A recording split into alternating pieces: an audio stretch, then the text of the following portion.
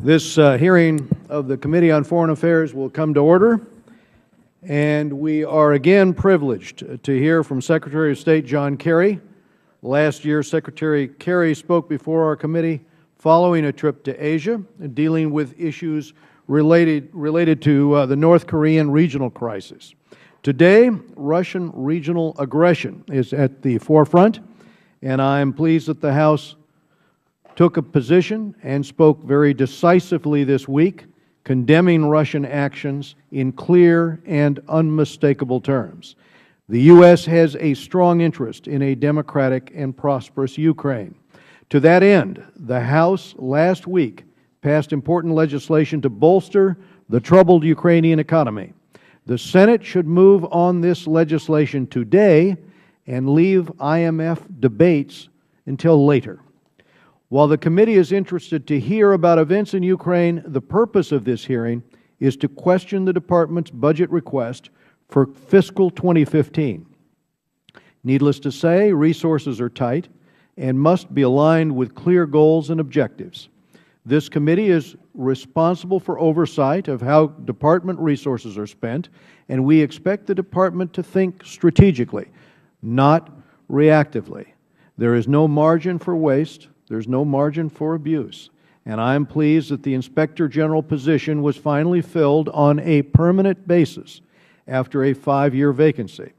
Mr. Secretary, thank you for hearing the request of this committee and acting. Last year, Secretary Kerry testified that the U.S. is the guardian of global security. Today, U.S. guardianship is frayed. Committee members are very concerned that Iran negotiations will leave the Iranian regime alarmingly close to a nuclear weapon. Syria, according to the United Nations, is the worst humanitarian crisis since Rwanda. Libya is failing and forgotten. In Egypt, we haven't pushed an economic reform agenda based on individual property rights that is desperately needed there.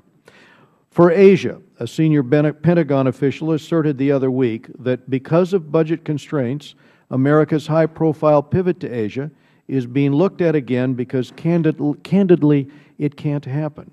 Mr. Secretary, as always, the committee stands ready to work with you on these and other critical issues.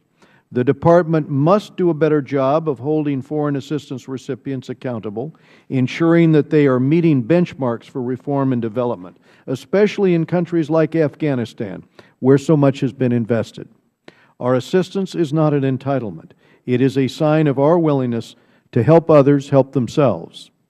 Nor should foreign assistance dominate our relationships with partners and with our allies. This committee's Electrify Africa legislation is an example of using assistance to improve the local investment environment while creating jobs here in the United States, all at a cost savings to the American taxpayer. Our efforts abroad must be aided by robust broadcasting to help advance our national interests. The current media climate is crowded with state media, like RT from Russia and CCTV from China, as well as non-state media, like Hezbollah's television station. These are our competitors on the ideological battlefield. And as former Secretary Clinton told this committee, right now we are losing.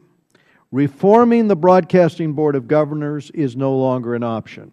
It is a requirement, and I am pleased to be working on legislation with my colleagues to do just that. Mr. Secretary, our nation faces many challenges, and the difficulty of prioritizing is compounded by our fiscal crunch. Through it all, though, I look forward to working together to ensure that America maintains the leadership role we both support.